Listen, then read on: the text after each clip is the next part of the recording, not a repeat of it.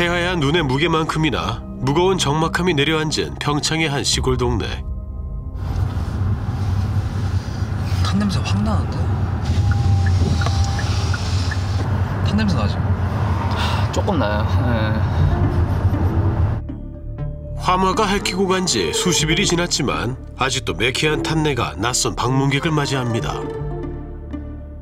언제나 나를 품었지만 이제는 두 번 다시 찾아오기 싫은 곳이 됐습니다. 흐르는 눈물을 닦는 것도 사치로 느껴질 뿐이라는 부부. 저기 이제 그 공장이고 농기계 공장이고 예. 옆에가 이렇게 여기 주택이죠. 집이 엄청 예쁘게 돼 있었네요. 예.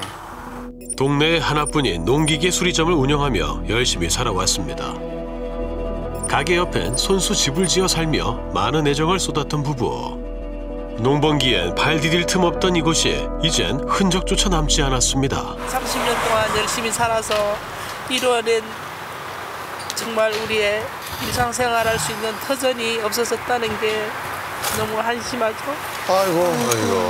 지금 당장 보시다시피 아무것도 없으니까 앨범이라든가 하물며 우리 결혼 사진 또 애들 결혼 사진 옛 추억이라는 게 전혀 없습니다. 부부가 모든 것을 잃은 날은 지난달 1일. 새해의 설렘으로 가득했던 그때였습니다. 강원도 평창의 한 LPG 충전소에서 가스 폭발 사고가 발생했습니다. 사고의 원인으로 지목된 곳은 부부의 집 바로 앞에 있는 LPG 충전소. 아니 무슨 특수 효과를 보는 것 같아요. 맞아요. 현실이 아닌 것 같습니다. 그런데 삶의 터전이 사라진 건 부부뿐만이 아니었습니다. 바로 옆 빌라에 살던 주민들 또한 모든 것을 잃었습니다. 아직도 고스란히 남아있는 그때의 공포. 아이고. 타버린 세간살이들이 이곳이 부엌이었음을 짐작해야 합니다. 추억의 조각이라도 건져내고자 시커먼 잿더미 속으로 들어가는 한 남자. 꺼낼 게 아무것도 없었어요. 그거 없으면 늘러 붙어버렸네. 막내가 기념으로 이제 자기 친구들 이제 명찰을 이렇게 하나씩 다 뺏어가지고 가져왔더라고요. 다 탔네. 아휴. 구름이 이제 쫙 깔려가는 안개가 깔려있는 듯한 그런 느낌이었으니까 굉장히 많았죠, 가스. 거의 1층까지 거의 다 빈 상태였으니까. 지독한 가스 냄새가 집으로 돌아가던 박 씨의 코끝을 찔렀습니다. 집에 있는 가족들이 걱정된 그는 대피하라고 수차례 전화를 걸었지만 도통 연결이 되지 않았답니다. 아이들한테 이제 전화를 다시 했죠. 그랬더니까 그때까지도 집에 있는 거야. 빨리 나와라 이랬더니까 차 끌고 나온다 그래. 야, 차 시동 걸지 말고 그냥 바로 나와 뒤로 이래가지고. 그렇게 박 씨의 가족이 긴박하게 대피하고 나서 얼마 후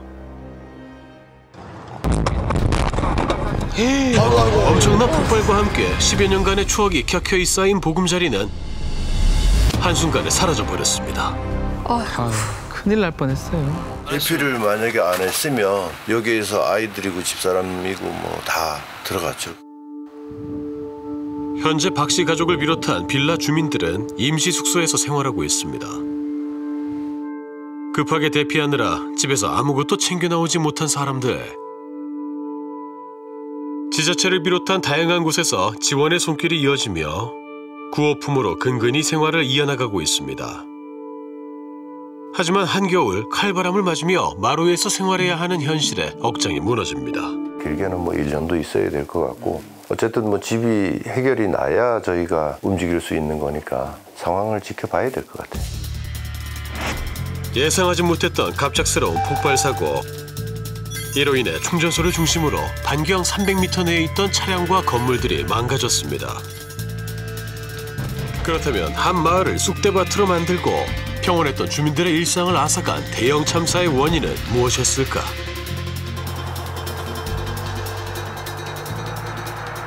LPG라고 섞인 차 그쪽으로 이제 가스를 받아가지고 작업을 하다가 거기서 이제 조작 실수죠. 조작 실수로 인해서 가스가 이제 저 차 안에 빠진 것 같아요. 당시 상황이 담긴 CCTV를 보면 벌크로리 차량이 LPG 충전소로 들어갑니다. 잠시 후 차량이 들어간 자리에서 새하얀 가스가 새어나옵니다. 바로 그 자리네요.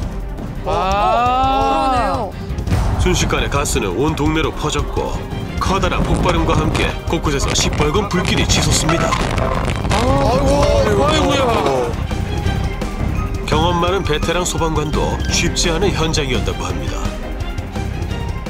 그 정도로 사실 가스가 누출된 현장은 사실은 뭐 영화에서나 볼 수 있는 거지 일반적으로 저희도 보기 힘든 상황이었기 때문에 3도 화상 입으신 분이 2분 있고 병상자들은 추가적으로 응급조치후 병원으로 이송 조치했습니다. 밤새도록 이뤄진 진화 작업. 수십 대의 소방 장비와 수백 명의 인력이 동원돼 겨우 불길을 잡을 수 있었습니다. 하지만 마을 곳곳에는 당시의 참혹함이 아물지 않은 채 고스란히 남아 주민들을 공포에 떨게 하고 있습니다. 차가 폭발돼서 그 차 옆면이 저 나무에가 걸린 거 보시나요? 얼마나 심각했나요? 그거예요. 그거예요? 예. 남겨진 사람들에겐 이제부터가 진짜 전쟁이라고 합니다. 근데 여기가 선생님 운영하셨던 세차장인 거예요? 네, 그렇죠. 노후 대책으로 저 뭐 좀 나이 먹어서 벌어먹고 이제 지내려고 이제 준비를 한 건데 저걸 그냥 하루 저녁에 잊어버렸으니까 이거 앞으로 큰일이구나 하고 이제.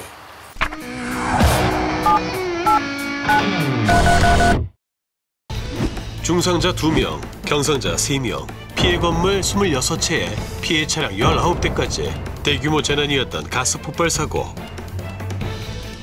그런데 가스 누출 사실을 누구보다 먼저 알아챈 사람이 있었습니다.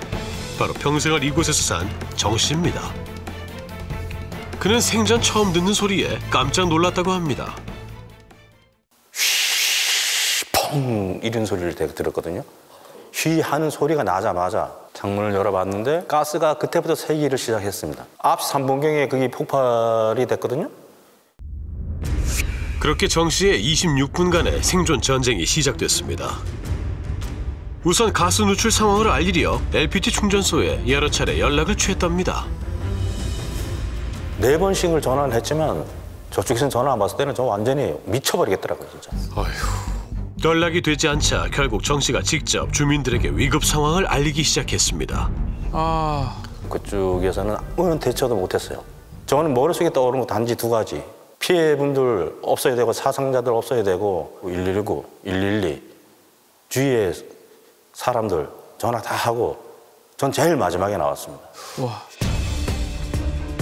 언제 가스가 터질지 모르는 위급한 상황 속에서 이웃을 먼저 생각한 정 씨. 그가 빠르게 사람들을 대피시킨 덕분에 피해자가 적었다고 주민들은 입을 모읍니다. 그분이 연락을 줘갖고 그나마 가족들이 안 다친 상태죠. 다행히. 그분 전화 아니었으면 전혀 모르셨을 걸까요? 그렇죠. 전혀 몰랐었죠. 옆집 분이 전화를 이렇게 하셨더라고요. 가스가 샌다. 그래서 막 뛰었어요. 난 그래서 지금도 미처 1, 2분만 늦었었으면 그런 생각하면 잠을 잘 못 자요. 사고 이후 고통 속에 사는 사람들, 무엇보다 걱정되는 건 트라우마를 겪고 있는 어린이들입니다. 그런 거 볼 때도 우리 딸은 막 울고 그러더라고요. 그러니까 머릿속에 이제 연관이 되는가 봐요, 그게. 심리적인 어쨌든 지금 상담도 좀 받았어요, 사실은. 아주 답답한 심정이죠, 지금. 제작진은 그날 가까스로 목숨을 건진 가족을 만날 수 있었습니다. 그때 사고 때 상황 기억나세요? 충격도 좀 있었고 뭐 펑 하고 터지면서요. 천장이 좀 이렇게 무너지더라고요. 그래서 뭐 좀 소리를 지르면서 밖으로 튀어나왔는데 스키를 타러 왔던 한 분이요. 조용한 동네가 마음에 들어 장평리에 있는 모텔 2층에 묵었습니다. 하지만 그 고즈넉함도 잠시 이내 주변이 소란스러워졌습니다. 순식간에. 폭발 이후에 어떤 시커먼데 이렇게 막 헤쳐나가야 되는 그런 상황 있지 않습니까? 재난 영화 같은 상황이요. 더 무서웠죠.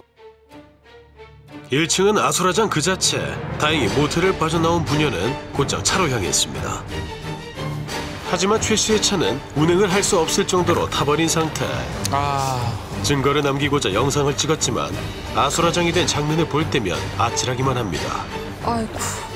이거 불 끄는 게 문제가 아니라 피할 곳을 찾아야겠다. 지금 진짜 죽을 수 있겠구나. 피할 곳을 찾는데 어떻게 해야 될지 잘 모르겠더라고요.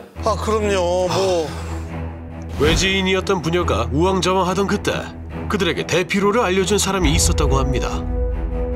많이 다치신 분께서 그쪽에 있으면 위험하니까 이쪽으로 와라. 그래서 저희도 가가지고 부분 상태를 보니까 많이 다치셨더라고요. 말씀하시는 것도 안 됐던 것 같다. 거동은 가능했는데 일단 그 추운데 옷이 좀 많이 상해 있었어요. 속옷이 노출될 정도로. 성하지 않은 몸으로 최 씨 부녀의 대피를 도운 건 동네 토박이인 조문식 씨. 도움을 준 문식 씨에게도 특별한 의미가 있던 그날 함께 있었던 동원 씨를 만났습니다. 친구하고 저녁을 먹었죠. 그 친구가 이게 취업이 돼가지고 한 달 돼서 이제 나도 월급 탄다고 그러더라고. 기분 좋아가지고 그러더라고. 걔가 돈 내려고 그러는 걸 아니 내가 내비랬지 그거는. 네가 왜 내나 이러더라고. 그리고 뭐 그냥 헤어졌죠. 그런데 문식 씨와 헤어지고 얼마 후 그에게서 다급한 전화가 한 통 걸려옵니다. 나한테 전화가 와가지고 뭐라 그러냐면 야, 요 가스가 새는데 빨리 119에다 날 보고 신고를 하라 그러더라고. 그 차가 섰다 그러더라고. 그런데 쾅 소리가 나더라고. 뭐 나도 뭐 주저앉았고 뒤에서도 뭐 악소리 나고 뭐 난리가 났어. 앰뷸런스 한 대가 나가는데 아차 싶더라고. 그다음서부터 통화를 누르면 통화가 안 돼. 스키를 타러 왔던 부녀에게 대피로를 알려주고 서울의 화상 전문 병원으로 이송된 문식 씨. 50년 넘게 절친하게 지내온 친구의 사고는 큰 충격이었습니다. 혹시 원래도 수전증 같은 게 있으세요? 제가요? 없어. 없죠. 근데 내가 이 얘기를 하니까 갑자기 그러셔가지고. 네, 인터뷰 내내 조 씨 이야기를 할 때면 친구분께서 손을 이렇게 떠셨다고 합니다. 친구는 생사의 기로에 있는데 혼자만 무사한 것 같아 마음이 무겁습니다. 아이고. 그렇게 환갑이 넘은 중년의 눈에서 LPG 충전소를 향한 원망, 친구의 안녕을 바라는 소망, 혼자만 무사한 미안함이 뒤섞인 눈물이 떨어집니다. 생각은 안 할래도 안 할 수도 없는 거고 그냥 완전하게 돌아와가지고 옛날처럼 얘기처럼 할 수 있었으면 그게 바람이죠 뭐 그냥.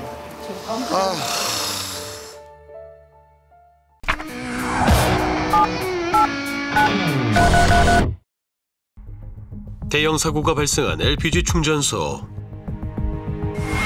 안전관리 우수업체로 국무총리 표창까지 받았던 곳이었습니다. 하지만 지금은 경찰 수사의 대상이 되었습니다. 그렇다면 정상적인 가스 충전 작업은 어떻게 이루어지는 걸까? 또 위험물 안전관리법에 의해서 이런 안전 규정이 잘 마련되어 있습니다. 충전을 할 때 감시 감독을 철저히 하고 고인목도 다 내 밖에 다 해야 돼요. 움직이지 않도록. 영향을 미칠 수 있기 때문에. 업계 관계자들도 가스 충전 작업이 진행되는 현장엔 반드시 안전관리자와 가스 운반차 기사가 함께 있어야 된다고 말합니다. 지켜지지 않을 경우 고압가스 안전관리법에 의거해 처벌을 받을 수도 있는 상황. 게다가 단단하게 고정된 충전구들은 쉽게 빠지지 않는다고 합니다. 사람의 인력으로는 뽑을 수는 없고요. 그게 이제 깨지면서 빠지거나 할 수는 있어요. 근데 그거를 일시적으로 강제로 압력을 확 낮추면 배관이 차단이 돼요. 만약에 좀 미연에 좀 발견을 했다든가 조치가 좀 빨랐다 그러면 규모가 작았겠죠. 가스 폭발 사고가 발생할 당시 문제가 된 가스 운반차 운전자는 한 달이 채 되지 않은 신입 직원이었다고 합니다. 게다가 안전관리자조차 현장에 없었던 상황. 누가 저희 사무실하고 붙어 있어요. 그 숙소에서 있었던 거죠. 아니 법령에 따라 현장에 있어야 된다고 하지 않았나요? 불법 아닙니까? 숙소와 사고 발생 지점 사이엔 시야를 가리는 구조물들이 있습니다. 그렇기 때문에 숙소에서 가스가 새는 걸 바로 알아차릴 수는 없다는 겁니다. 그런데 폭발 사건 이후 운영이 중단된 충전소에서 가스통 옮기는 소리가 들려옵니다.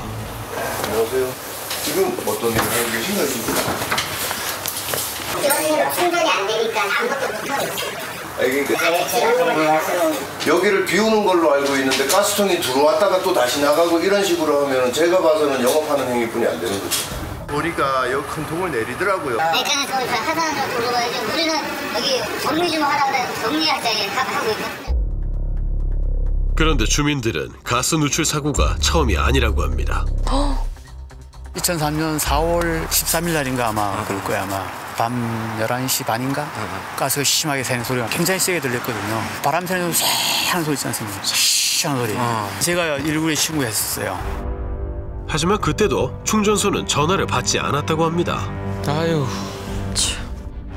그때도 굉장히 소리가 심했어요. 여기서 경보음 같은 게 굉장히 심했는데 저희는 이제 무서우니까 측에다가 전화를 여기도 하고 저기도 하고 이랬는데 전화가 안 되더라고요.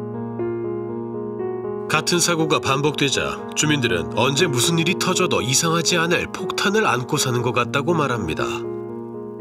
50톤짜리, 30톤짜리, 20톤짜리 합해서 110톤이거든요. 50톤이 터지면은 장포 시내가 큰 대형 사고로 번질 수 있다. 그러면 사상자도 많이 나왔겠죠, 사실은. 게다가 충전소에서 가까운 곳에 주유소까지 있던 상황. 아이고. 큰일 날 뻔했네. 주민들과 소방관들의 발빠른 대처가 없었더라면 마을 전체가 날아갔을 거라고 전문가는 말합니다. 주위에 있는 탱크로리까지 모두 그 폭발이 됐다고 하면 그 600m 근처에 있는 그 주유소까지 반드시 영향을 미칩니다. 그 유증기가 그 불에 타는 건데요.